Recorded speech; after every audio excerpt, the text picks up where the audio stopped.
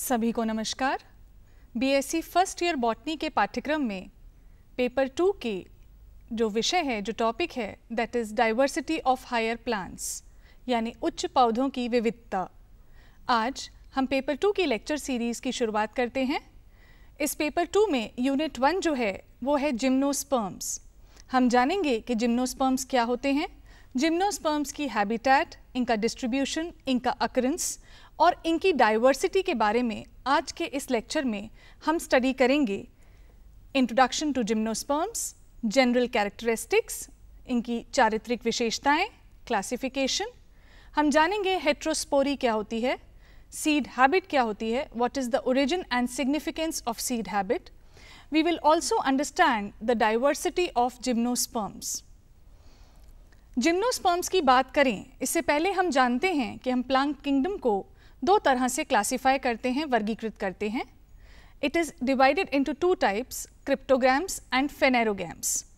जो क्रिप्टोगैम्स होते हैं ये स्पोर बियरिंग प्लांट्स होते हैं या सीडलेस प्लांट्स भी इनको कहा जाता है, और जो फेनेरोगैम्स होते हैं या स्पर्मेटोफाइट्स होते हैं, they are seed bearing plants.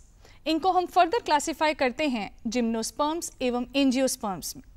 Gymnosperms are seed bearing plants but they are flowerless plants, इनमें फ्लावरिंग नहीं होती। और एंजियोस्पर्म्स जो हैं they are seed bearing plants and also flowering plants. Gymnosperms के कुछ उदाहरण, पाइनस आप स्टडी करेंगे, साइकस हम पढ़ेंगे। हम जिम्नोस्पर्म्स को, एंजियोस्पर्म्स को फर्दर क्लासिफाई करेंगे डाइकोटिलेडन्स और मोनोकोटिलेडनस प्लांट्स में। फॉर एग्जाम्पल पी एवं मैंगो डाइकॉट श्रेणी में एवं पैडी, ग्रास और पाम मोनोकोटिलेडन्स में। प्लांट क्लासिफिकेशन में हमने अभी आपको बताया कि हम प्लांट्स को मुख्यतः दो भागों में क्लासिफाई करते हैं, वर्गीकृत करते हैं, नॉन फ्लावरिंग एवं फ्लावरिंग।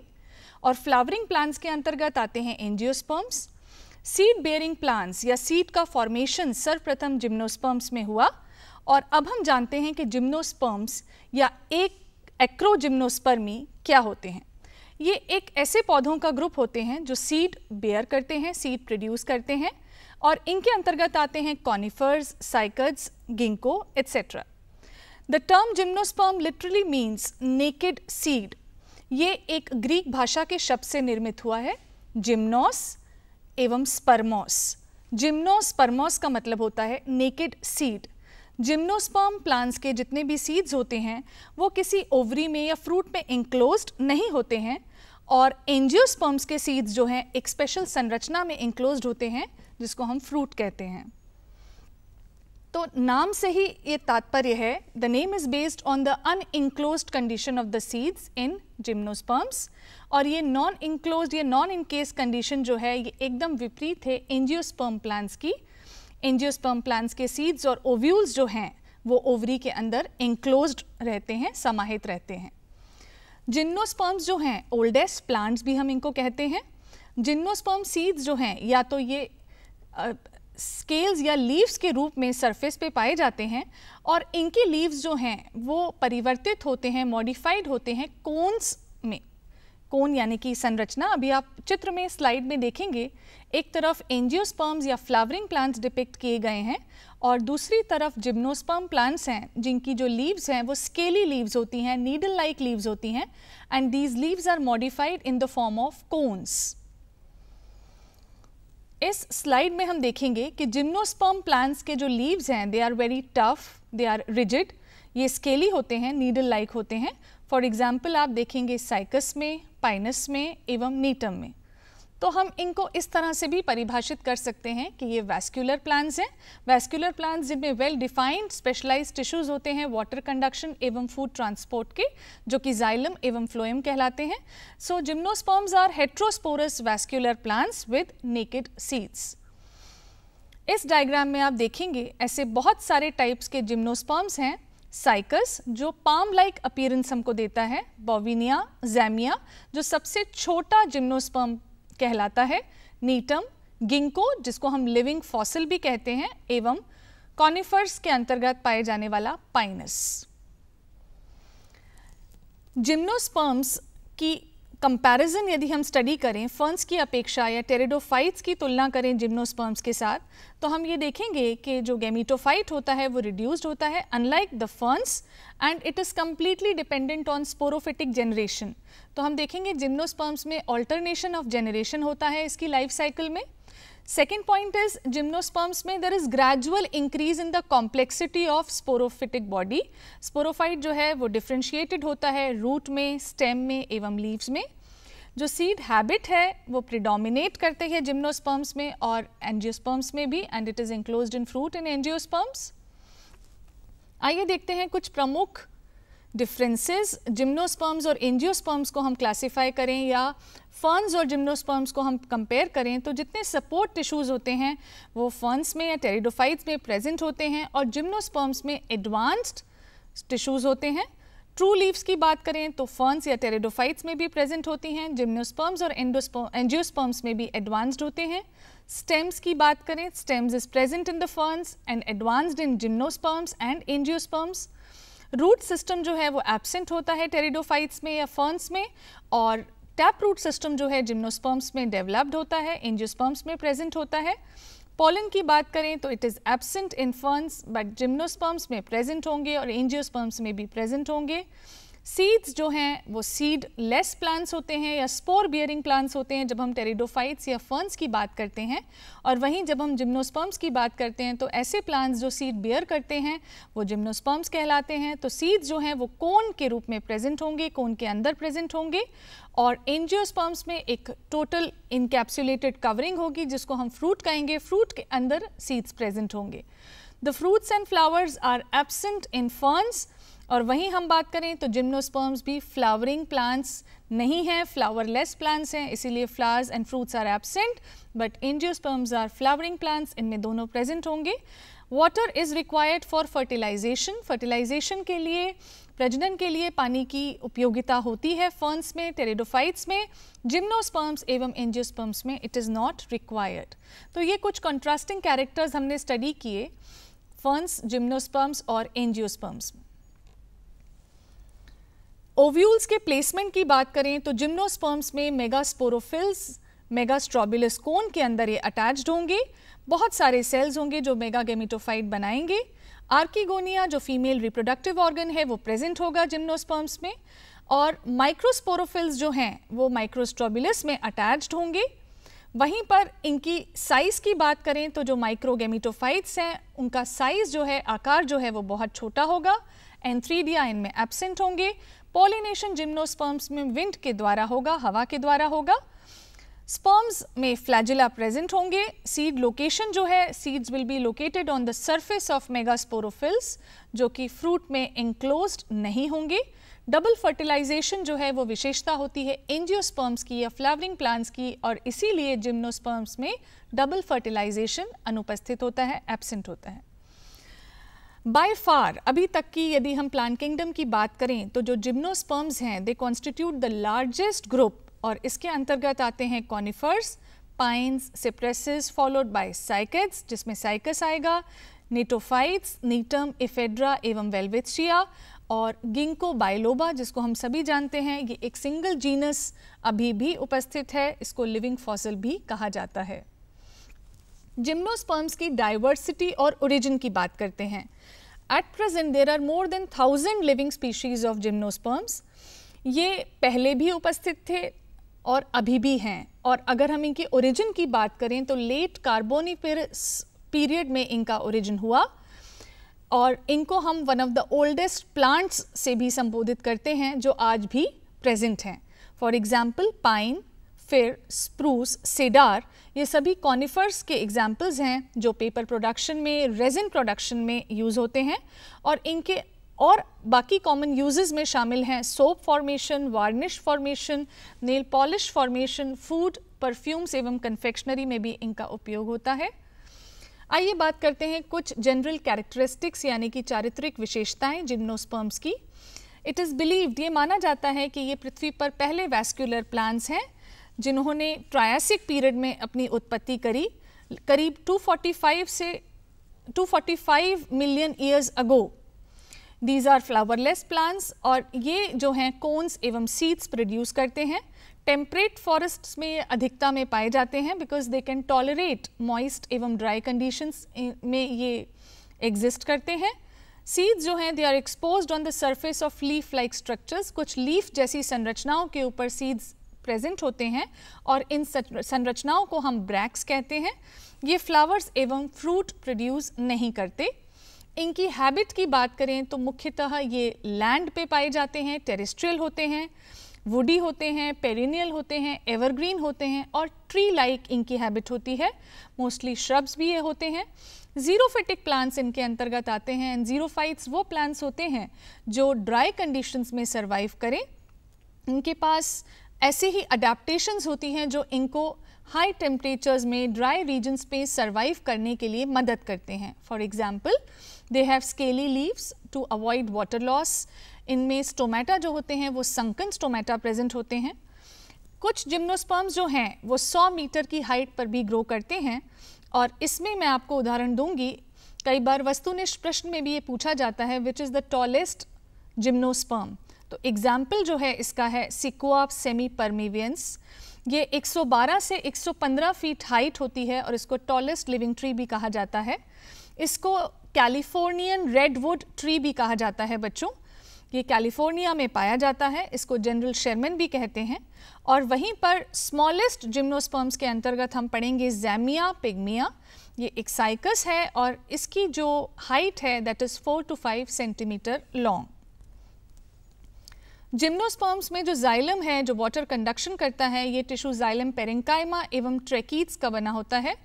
वेसल्स जो हैं इसमें एब्सेंट होती हैं एक्सेप्ट इन नीटेल्स।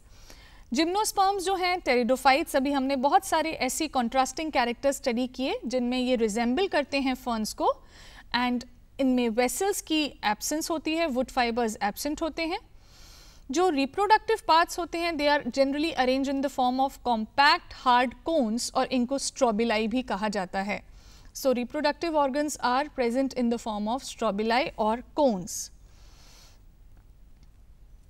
देखिए इस डायग्राम में आप देखेंगे ये कैलिफोर्नियन रेडवुड ट्री है सिक्वा सेमीपर्वियंस और इसकी हाइट लगभग 115 फीट ऊंचा ये होता है। अब हम बात करते हैं प्लांट बॉडी की संरचना या sporophytic body. Plant body is divided into 2 types. Gametophytic phase जो है वो काफ़ी रिड्यूस्ड होता है, शॉर्ट लिव्ड होता है और वहीं डोमिनेंट जो होती है वो स्पोरोफिटिक जनरेशन होती है जिम्नोस्पर्म्स में। तो जो विजिबल पार्ट है प्लांट बॉडी का that is differentiated into stem, branches and roots. A sexual life cycle follow करते हैं। जो स्पोरोफिटिक बॉडी है इसमें स्टेम है विद रूट्स एंड लीव्स और वहीं पर रिप्रोडक्टिव संरचनाएं या ऑर्गन्स प्रेजेंट होते हैं स्ट्रोबिलस के फॉर्म में, कोन्स के फॉर्म में। तो जिम्नोस्पर्म्स की जो लाइफ साइकिल है that is basically sporophyte dominant life cycle and they spend most of their time in their life cycle being diploid phase में ये ज़्यादा समय व्यतीत करते हैं डिप्लॉयड सेल कंडीशन में। जो लीव्स होती हैं हमने पढ़ा needle like scale like leaves होती हैं, वैक्सी कोटिंग होती है, क्यूटिकल बहुत थिक होता है, स्टोमेटा संकन होते हैं। और वहीं गैमीटोफिटिक फेज देखें तो गैमीट बियरिंग फेज होता है जहां मेल और फीमेल गैमीट्स बनते हैं। ये रिलेटिवली बहुत शॉर्ट लिव्ड फेज होता है जिम्नोस्पर्म्स की लाइफ साइकिल में। So very strong vascular tissue system is present, conducting tissues are present, specialised conducting tissues, क्योंकि ये खासियत है, विशेषता है वैस्कुलर प्लांट्स की, तो हम कहेंगे well developed very strong vascular system is present in gymnosperms. ये डिवाइड करते हैं हम 2 कैटेगरीज में, the xylem and the phloem. तो जाइलम हम जानते हैं ये वाटर कंडक्शन के लिए बहुत इंपॉर्टेंट होता है। It conducts water and minerals from the roots of the plant and it also provides structural support, संरचनात्मक सपोर्ट जो है ये जाइलम प्रोवाइड करता है। ट्रैकीड्स प्रेजेंट होते हैं, वेसल्स इनमें एब्सेंट होते हैं एक्सेप्ट एफिड्रा। एफिड्रा में वेसल्स भी पाए जाते हैं। फ्लोएम की बात करें तो फूड का ट्रांसपोर्ट जो होता है वो फ्लोएम द्वारा होता है। फ्लोएम टिश्यू जो है it distributes sugars, amino acids और जितने भी न्यूट्रिएंट्स मैन्युफैक्चर हुए, तैयार हुए फोटोसिंथेसिस के द्वारा, तो ये सारे न्यूट्रिएंट्स जो हैं ये लीव्स में जहाँ तैयार हुए वहाँ से ये नॉन फोटोसिंथेटिक टिश्यूज़ में बाकी अन्य जगहों पर, अन्य ऑर्गन्स में पूरे प्लांट की पहुँचाए जाते हैं फ्लोएम द्वारा। अब बात करते हैं रिप्रोडक्टिव ऑर्गन्स की। तो यहाँ पर जो हैं दो तरह के स्पोर्स या गैमीट्स की बात करें तो दो स्पोर्स प्रेजेंट होते हैं, माइक्रोस्पोर्स एवं मेगास्पोर्स। और इसी वजह से एक फिनोमिनन या एक प्रॉपर्टी जिसको हम कहते हैं हेट्रोस्पोरी जो है ओरिजिनेट होती है जिम्नोस्पर्म्स में। They are typically produced in pollen cones, ये कोन्स में प्रेजेंट होते हैं। माइक्रोस्पोर्स जो है माइक्रोस्पोरेंजिया में प्रोड्यूस होंगे। और माइक्रोस्पोरेंजिया जो है कौन सी संरचना पर उत्पन्न होती है, माइक्रोस्पोरोफिल हम उसको कहते हैं। तो माइक्रोस्पोरोफिल जिसमें माइक्रोस्पोरेंजिया, जिसके अंतर्गत माइक्रोस्पोर्स का प्रोडक्शन, जो मेन सोर्स है माइक्रोस्पोर्स के पॉलिनेशन का, दैट इज विंड, विंड के द्वारा पॉलिनेशन होता है। इस डायग्राम में आप देखेंगे sporophytic plant body, mature tree है, डिप्लॉयड अवस्था में 2n से हम डिनोट करेंगे। दो तरह के कोन्स, फीमेल कोन्स अपर ब्रांचेस में ग्रो करते हैं, मेल कोन्स जो हैं वो लोअर ब्रांचेस में ग्रो करते हैं। फीमेल और मेल कोन में आप थोड़ा सा अंतर भी देखेंगे। इसके जो सीड्स हैं वो डिप्लॉयड हैं, they are dispersed by wind. और इस तरह से सीड जो है फॉर्मेशन होता है, पहले पोलिनेशन होगा, उसके बाद फर्टिलाइजेशन होगा, एम्ब्रियो बनेगा और एम्ब्रियो से सीड का फॉर्मेशन होगा, पोलन ट्यूब फॉर्मेशन होगा। जो मेगास्पोर्स हैं वो मेगास्पोरेंजियम में प्रोड्यूस होंगे। मेगास्पोर को हम मैक्रोस्पोर भी कहते हैं। ये मेगास्पोरेंजियम या ओव्यूल में प्रोड्यूस होंगे। एंड एक या एक से ज़्यादा मेगास्पोरेंजिया जो है वो मेगास्पोरोफिल पर उत्पन्न होते हैं। जो स्ट्रोबिला या कोन हैं जिनमें बहुत सारे मेगास्पोरोफिल्स पाए जाते हैं, उसको हम फीमेल कोन या फीमेल स्ट्रोबिलाए कहते हैं। तो एक मेल कोन और एक फीमेल कोन हमने देखा। हम देखेंगे डायोशियस प्लांट्स जो होते हैं, दो हाउसेज हम कहें जहां फीमेल रिप्रोडक्टिव ऑर्गन अलग प्लांट पर प्रेजेंट होगा और मेल रिप्रोडक्टिव ऑर्गन अलग प्लांट पर प्रेजेंट होगा, उनको हम डायोशियस कहेंगे। और मोनोशियस में ये एक ही प्लांट पर प्रेजेंट होंगे। तो डायोशियस का एग्जाम्पल जो है वो है पाइनस, और जो मोनोशियस हैं इनके एग्जाम्पल, डायोशियस का एग्जाम्पल हम साइकस के अंतर्गत स्टडी करेंगे। साइकस है, सिलेजिनेला है। मोनोशियस में आएंगे आपके पाइनस के कोन्स। अब देखते हैं कि मेल पोलन कोन्स को हम माइक्रोस्ट्रोबिलाई कहते हैं। इनमें जो पत्तियां होती हैं वो मुख्यतः रिड्यूस्ड फॉर्म में प्रेजेंट होती हैं और इनको हम माइक्रोस्पोरोफिल्स कहते हैं। माइक्रोस्पोरेंजिया और पोलन सैक्स जो हैं they are borne on lower surface of microsporophylls. तो microsporophylls are the reduced leaves और इनके अंदर प्रेजेंट होंगे माइक्रोस्पोरेंजिया या पोलन सैक्स, जिनके अंदर माइक्रोस्पोर्स या पोलन का प्रोडक्शन होगा। माइक्रोस्पोरेंजिया की संख्या जो है वो वेरी करती है, 2 से 100 तक इसकी रेंज है। और माइक्रोस्पोरेंजिया के अंतर्गत ऐसे सेल्स होंगे जो मियोसिस करके, अर्धसूत्रीय विभाजन करके, मियोटिक डिवीजन करके हैप्लॉइड n माइक्रोस्पोर्स का प्रोडक्शन करेंगे या पोलन सेल्स प्रोड्यूस करेंगे, जिनको हम मेल गैमीट्स भी कहते हैं। तो ये देखेंगे हम जिम्नोस्पर्म प्लांट की life cycle. Archegonium is the female reproductive organ, pollen cone the male, microgametophyte, pollen grains, megagametophyte. दोनों का जो प्लॉइडी स्टेट है वो n है, गैमीट्स हैं। हम देखेंगे कि कैसे स्पोरोफिटिक बॉडी जो है माइक्रोस्पोरेंजियम, मेगास्पोरेंजियम के बाद मियोसिस के बाद माइक्रोस्पोर्स या मैक्रोस्पोर्स का फॉर्मेशन करती है। ये माइक्रोस्पोर्स और मेगास्पोर्स हैप्लॉइड होने के कारण जब फ्यूज होते हैं एग यानी कि ओव्यूल या स्पर्म या पोलन सेल फ्यूज होंगे तो फर्टिलाइजेशन होगा, जाइगोट का फॉर्मेशन होगा। जाइगोट का जो प्लॉइडी लेवल होगा वो 2n होगा और जाइगोट से फॉर्म होगा एम्ब्रियो, एम्ब्रियो से सीड बनेगा और पुनः स्पोरोफिटिक जनरेशन चलेगी। तो इस प्रकार से हम देखेंगे जिम्नोस्पर्म्स की लाइफ साइकिल में ऑल्टरनेशन ऑफ जनरेशन होता है बच्चों। आइए अब हम लेते हैं एक छोटा सा ब्रेक और ब्रेक के बाद हम पढ़ेंगे जिम्नोस्पर्म्स का क्लासिफिकेशन।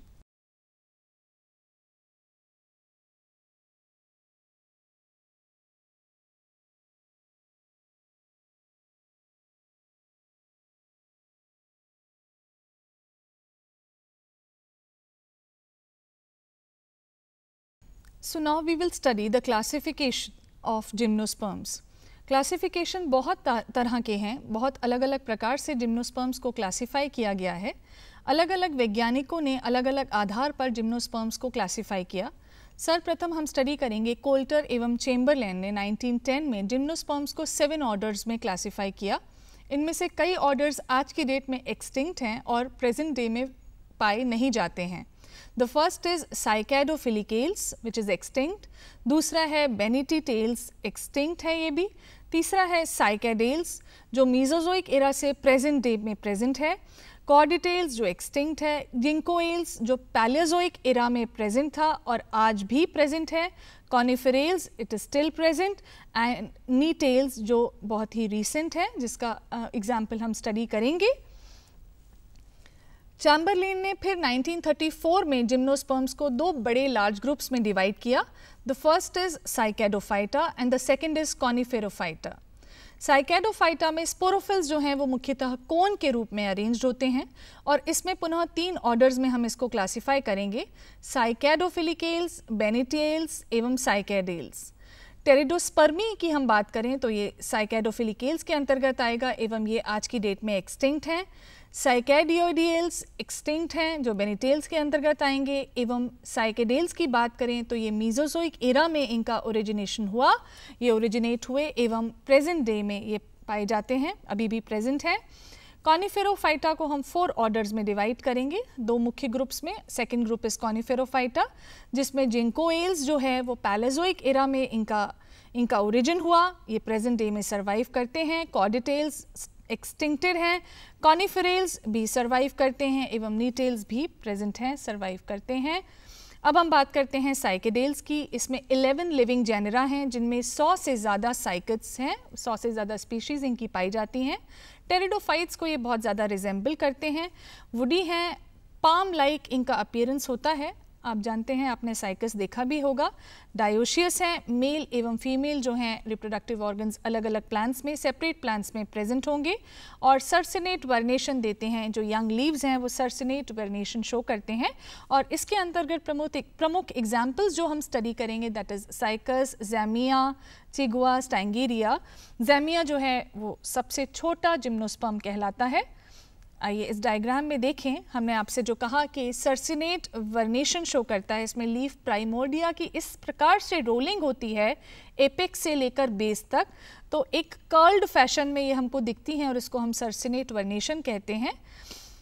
ये एक सिंगल बल्बिल हम दिखा रहे हैं साइकस का, लीफलेट्स में ड्रिप आपको दिख रहा है, सर्सिनेट वर्नेशन, और स्केली लीव्स जो हैं आपको इसमें दिखाई दे रही हैं। This is zamia the smallest gymnosperm, जो राइट में आप डायग्राम देख रहे हैं, that is zamia. Second is ginkgoales, इसमें केवल एक ही लिविंग मेंबर प्रेजेंट है जिसको हम गिंको बाइलोबा कहते हैं, मेडन हेयर ट्री भी इसको कहा जाता है और ओल्डेस्ट लिविंग सीड प्लांट है। लीव्स जो हैं इसमें फैन शेप की होती हैं, लेदरी होती हैं और जो इन्फ्लोरेसेंस है मेल कोन का, मेल स्ट्रोबिलाई का, वो कैटकिन जैसा दिखता है, प्रतीत होता है। इसमें जो वुड है वो डेंस वुड है, हार्ड वुड है, इसलिए इसको पिक्नोजाइलिक वुड भी इसको कहा जाता है। पिक्नोजाइलिक वुड होता है और एक मोनोजाइलिक वुड होता है। दोनों में ये अंतर है कि पिक्नोजाइलिक वुड में ज़्यादा प्रोपोर्शन होता है, हाई प्रोपोर्शन होता है, ज़्यादा मात्रा होती है सेकेंडरी जाइलम की। ओव्यूल्स जो हैं इसमें ग्रुप्स में पाए जाते हैं, 2 से 10 तक के ग्रुप्स इसमें प्रेजेंट होंगे। तो इसमें आप देखेंगे कि जो मेल स्ट्रोबिलस या मेल कोन है वो बड़ा लूज सा स्ट्रक्चर है और इसमें एक स्टॉक्ड सेंट्रल एक्सिस है जिसकी हाइट 2 से 3 सेंटीमीटर है और इसमें बहुत सारे माइक्रोस्पोरोफिल्स जो हैं वो स्पाइरल फैशन में अरेंज्ड हैं। ये है गिंको बाइलोबा, इसमें आपको इसका मेल ड्वार्फ शूट दिख रहा है और एक माइक्रोस्पोरोफिल की संरचना दिख रही है। इसमें जो वुड होता है it is formed in more than 1 ring and इस वुड को हम पॉलीजाइलिक वुड भी कहते हैं। हार्ड एवं कॉम्पैक्ट वुड जो होता है और मोस्टली इसको गुड क्वालिटी टिम्बर के रूप में यूज़ किया जाता है। और वहीं पर मैं आपको बताऊं कि जो सेड्रस दियोदारा का वुड होता है ये रेलवे स्लीपर्स को बनाने में उपयोगी होता है एवं ब्रिज बनाने में, ब्रिज कंस्ट्रक्शन में या स्ट्रक्चरल टिम्बर के रूप में इसका उपयोग होता है। देखिए ये है गिंको बाइलोबा, इसको एक डाइटरी सप्लीमेंट के रूप में भी इस्तेमाल किया जाता है। इसका पाउडर एवं इसकी टैबलेट्स कमर्शियली मार्केट में अवेलेबल होती हैं as a memory booster for memory support. आप देखेंगे सेकेंड डायग्राम में इसके मेल कोन्स जो हैं वो दिखाई दे रहे हैं। Next we come to coniferales. Coniferales is the largest order of the living gymnosperms जिसमें सभी मेंबर्स जो हैं वो पेरिनियल हैं। लीव्स जो होती हैं वो इनमें डाइमॉर्फिज्म शो करती हैं, फोलिएज लीव्स भी होती हैं एवं स्केली लीव्स भी प्रेजेंट होती हैं। Wood is again pycnoxylic in nature. इनको हम डोमिनेंट फॉरेस्ट मेकर्स कहते हैं। कोल्ड रीजन्स पे ये पाए जाते हैं, फॉर एग्जांपल पाइनस, और इसीलिए टेम्परेट रीजन्स या कोल्ड रीजन्स, हाई एल्टीट्यूड्स पे ये प्रेजेंट होते हैं। एवरग्रीन नेचर के होते हैं ये, और इनके अंतर्गत आते हैं पाइनस, सिकोआ, जिसको हम रेडवुड ट्री भी कहते हैं, विच इज़ द लार्जेस्ट और I can say tallest tree. तो मैं आज कुछ स्पेसिमेंस भी लेके आई हूँ बच्चों आपको दिखाने के लिए। ये जो है ये पाइनस का कोन है, आप देखेंगे इसकी संरचना जैसे आपने इमेज में देखी वैसे ही आपको ये प्रतीत हो रहा है। ये कश्मीर में पाए जाते हैं, कश्मीर रीजन से ये स्पेसिमेन मैंने लिया। This is the cone of Pinus. Similarly ऐसे और भी कोन्स हैं।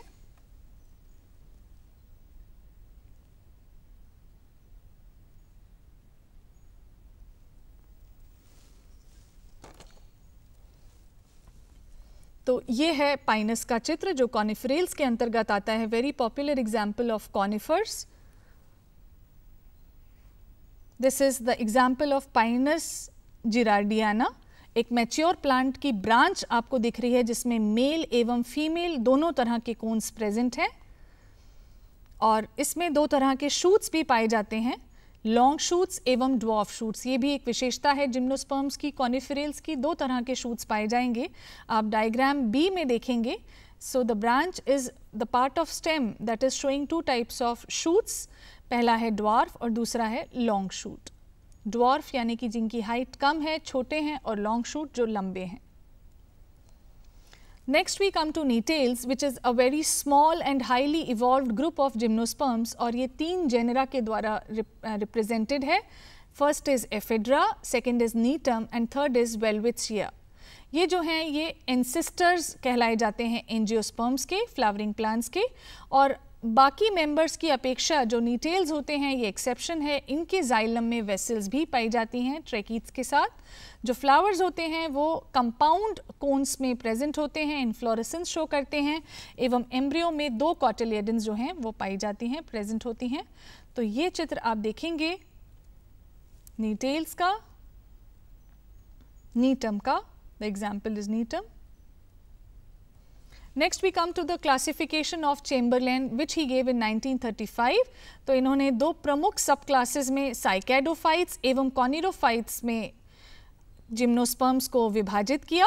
साइकेडोफाइट्स जो छोटे प्लांट्स हैं जिनका स्टेम अनब्रांच्ड है, लीव्स कंपाउंड हैं और वुड मोनोजाइलिक है, और वहीं कॉनिफेरोफाइट्स में हमने देखा कि ये ट्री लाइक हैबिट रखते हैं, इनका स्टेम जो है वो ब्रांच्ड है, लीव्स जो हैं वो सिंपल हैं। आपने देखा कि स्टेम जो है वो 2 तरह के शूट्स कैरी करता है, the dwarf shoots and the long shoots. The wood is pycnoxylic, hard dense wood इसमें प्रेजेंट होता है।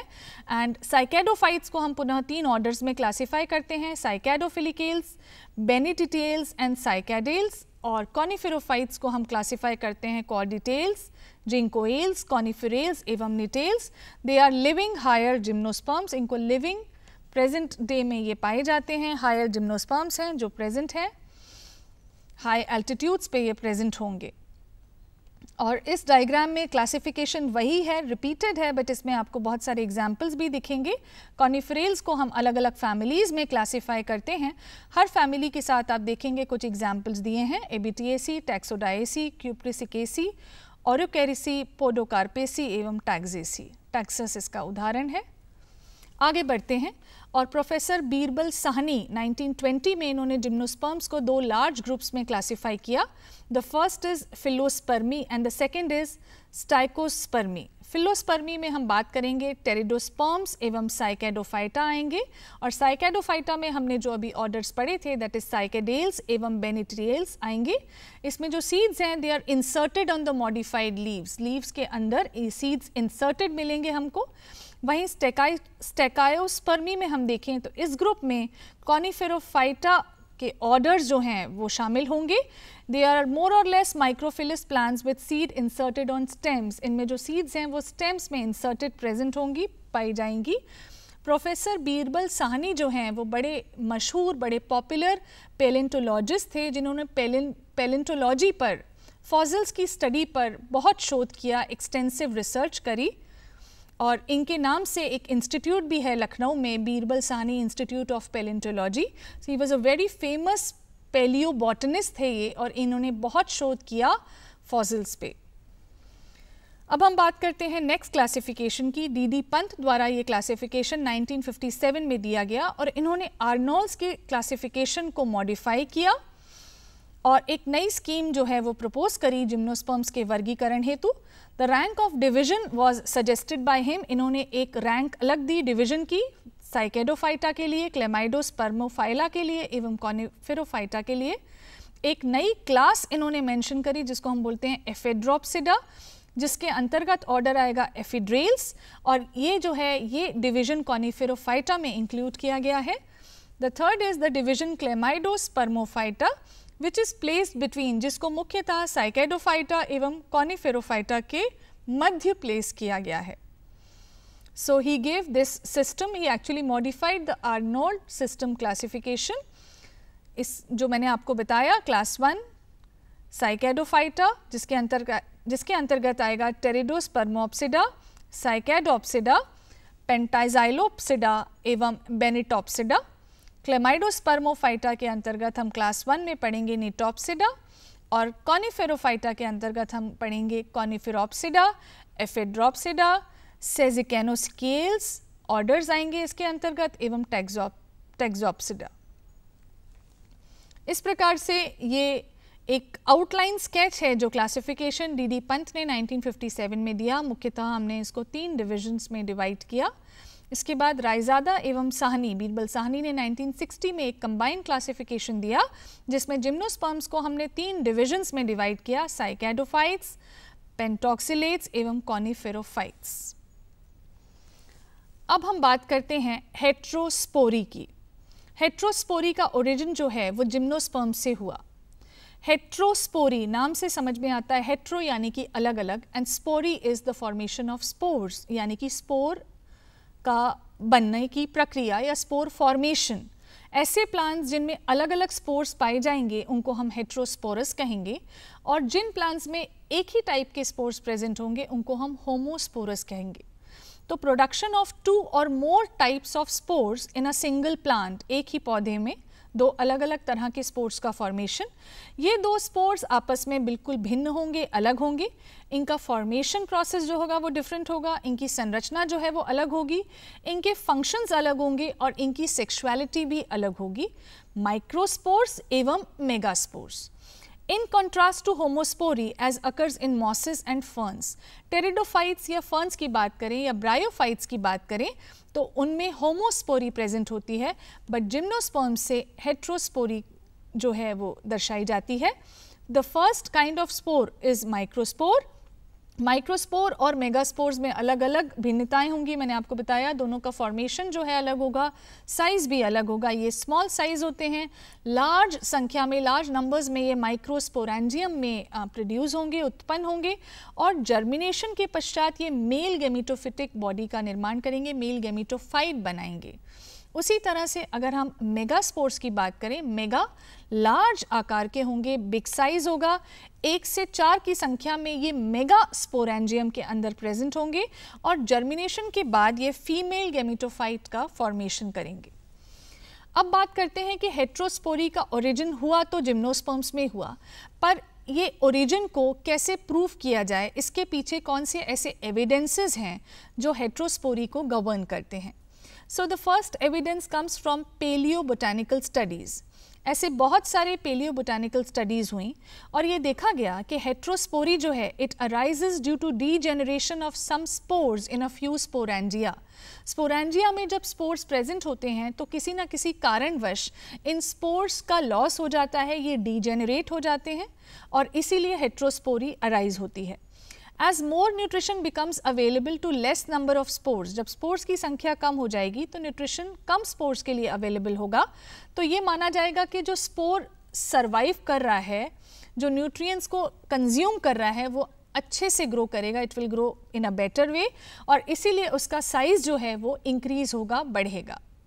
एक्सपेरिमेंटल स्टडीज़ परफॉर्म की गई सिलेजिनेला पे, मार्सिलिया पे, और इन्होंने ये सजेस्ट किया, ये प्रमाणित किया कि ऐसे कई न्यूट्रिशनल फैक्टर्स भी हैं जिनके कारण हेट्रोस्पोरी का ओरिजिन हुआ।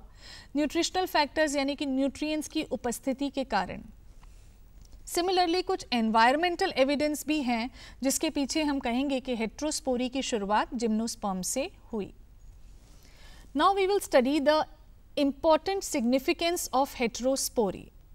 हम इसमें बात करेंगे कि फीमेल गेमेटोफाइट का डेवलपमेंट स्टार्ट हुआ जब मेगास्पोर जो है मेगास्पोरेंजियम के अंदर है, डेवलपमेंट शुरू हुआ। माइक्रोस्पोर्स का भी साइमल्टेनियसली जर्मिनेशन शुरू होगा। Microspores will start germinate to form male gametophytes while they are still inside, जबकि अभी वो माइक्रोस्पोरेंजियम के अंदर ही हैं, डेवलपिंग स्टेज में हैं, पर फिर भी वो जर्मिनेट करके मेल गेमेटोफाइट का निर्माण करेंगे। फीमेल गेमेटोफाइट जो है वो पूरे तरह से अपने न्यूट्रिशन के लिए, नरिशमेंट के लिए जो है स्पोरोफाइट पे प्रेजेंट होगा, डिपेंड होगा, हर तरह से स्पोरोफाइट पर डिपेंड करता है फीमेल गेमेटोफाइट अपने पोषण के लिए, न्यूट्रिशन के लिए। Hence, it is clear that the size of the spores is related to the sex of gametophytes. किस प्रकार से स्पोर का साइज बड़ा है या छोटा है ये आधारित है कि गेमेटोफाइट का सेक्स क्या है, whether it is female gametophyte और it is male gametophyte. And यही प्रॉपर्टी जो है ये गवर्न करती है प्लांट्स के केस में सेक्स डिटर्मिनेशन प्रोसेस को।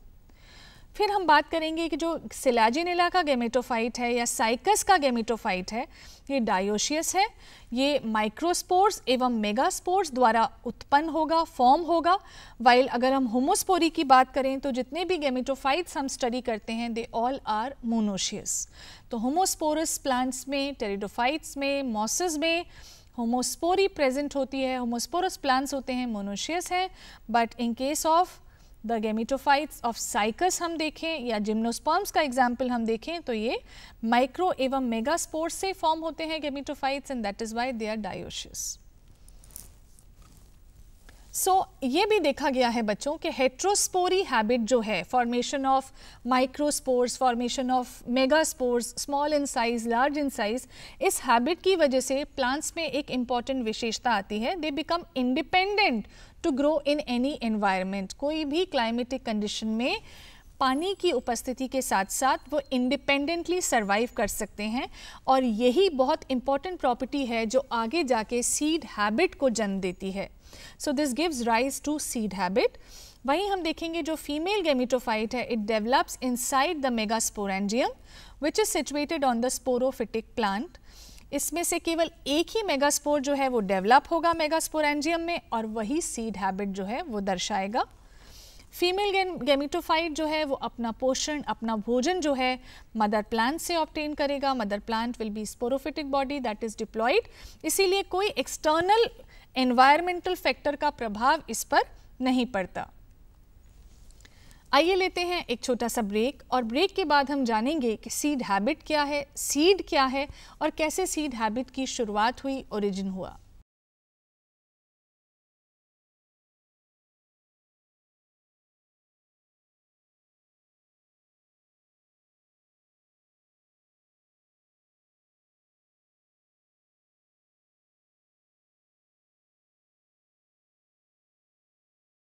So now let us study what is seed habit. Seed habit जानने के पहले हम जानते हैं कि बीज या सीड क्या होता है। So seed is a ripened, परिपक्व, मैच्योर, फर्टिलाइज्ड ओव्यूल। ओव्यूल में भी defined as an integument indehiscent megasporangium, एक प्रकार का मेगास्पोरेंजियम है। आप स्लाइड में देखेंगे एक सीड की संरचना हमको दिख रही है।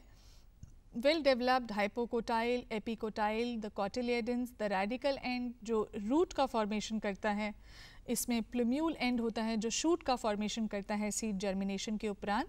सीड जो है वो सीड कोट के द्वारा कवर्ड होता है। ये एक डाइकॉट सीड का एग्जाम्पल है, डायग्राम है। अब बात करते हैं सीड हैबिट का ओरिजिन कैसे हुआ। इसमें स्टीवर्ट एवं रॉथवेल जो दो वैज्ञानिक थे 1993 में, इन्होंने ऐसे बहुत सारे ऐतिहासिक एवोल्यूशनरी इवेंट्स को प्रपोज किया।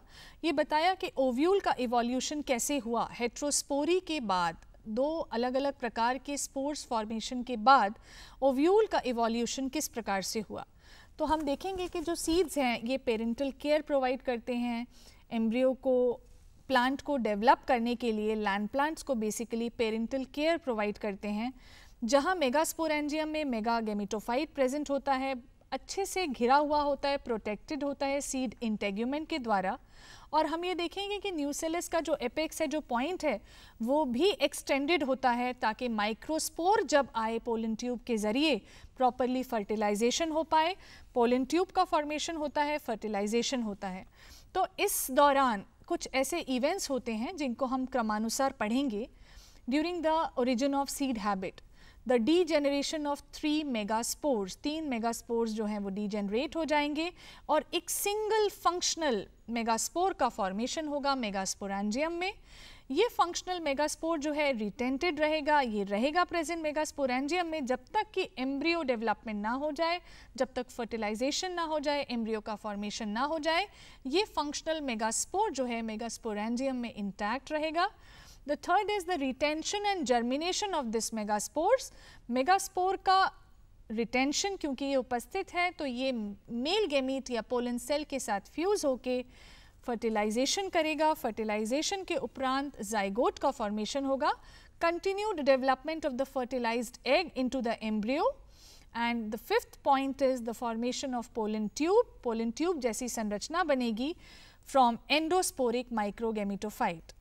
इवोल्यूशन की बात करें, सीड हैबिट की उत्पत्ति कैसे हुई, इसको हम कुछ इवेंट्स के द्वारा इवैल्यूएट कर सकते हैं, कुछ इवेंट्स के आधार पर। The first is the evaluation of integument in seed habit.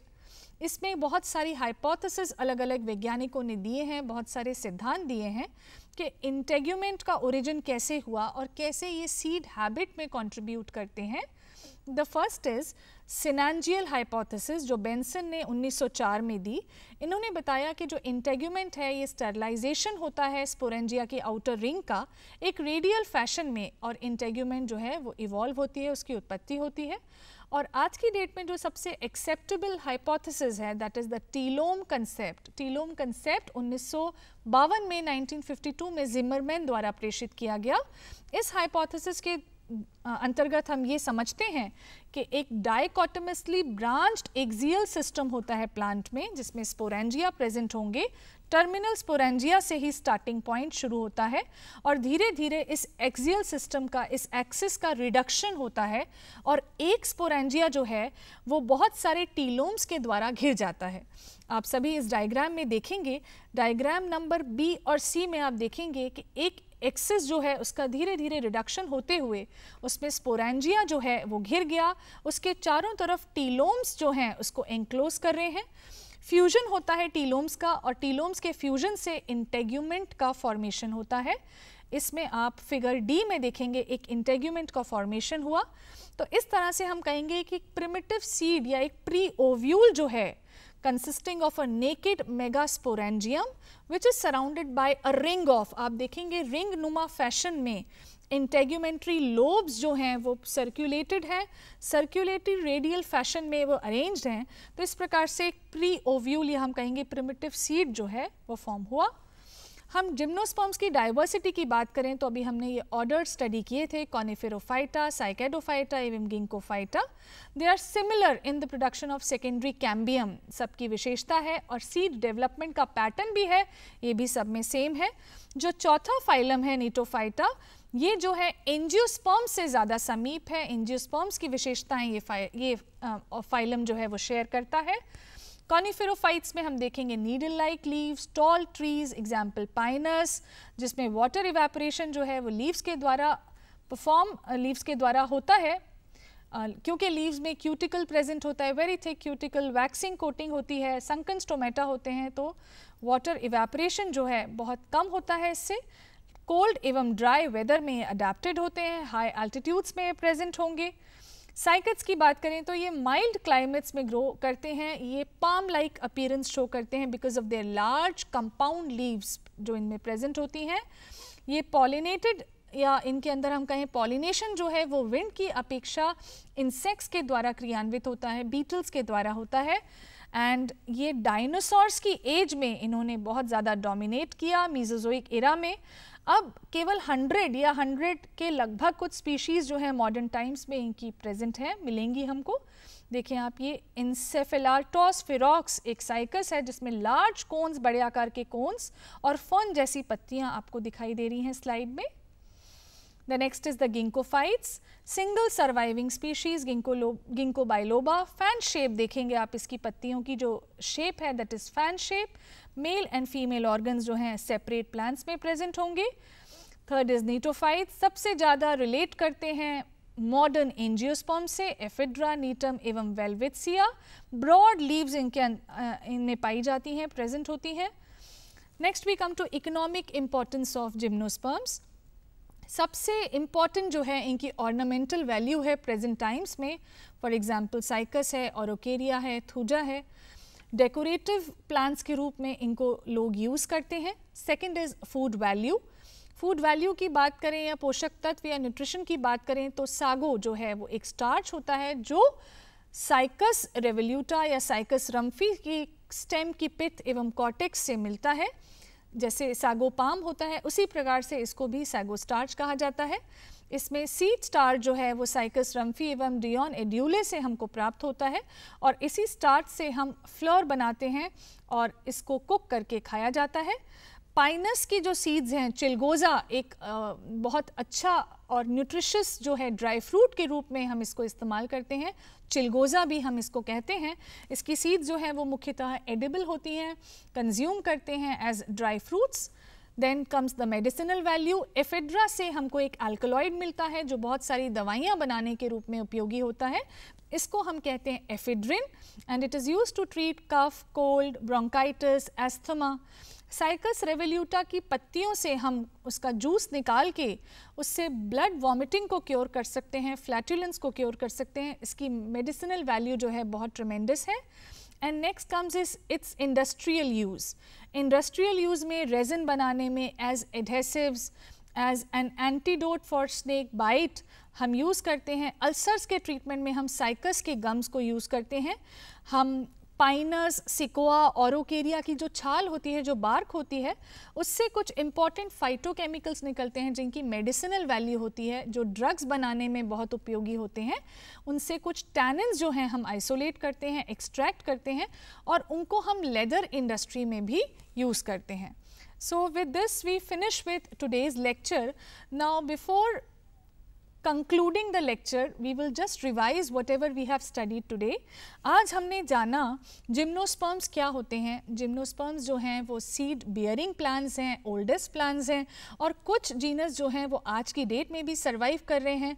हमने ये भी पढ़ा कि इनका क्लासिफिकेशन जो है वो किस किस वैज्ञानिक ने किस समय पर, किस आधार पर इनको अलग अलग ऑर्डर्स में, अलग अलग ग्रुप्स में वर्गीकृत किया, डिवाइड किया। हमने जाना कि इनकी जनरल या सामान्य विशेषताएं क्या होती हैं, किस प्रकार के ये हैबिटेट में ग्रो करते हैं, क्या इनकी जनरल हैबिट्स होती हैं। हमने कुछ टॉलेस्ट और कुछ स्मॉलेस्ट जिम्नोस्पर्म्स के एग्जाम्पल्स पढ़े।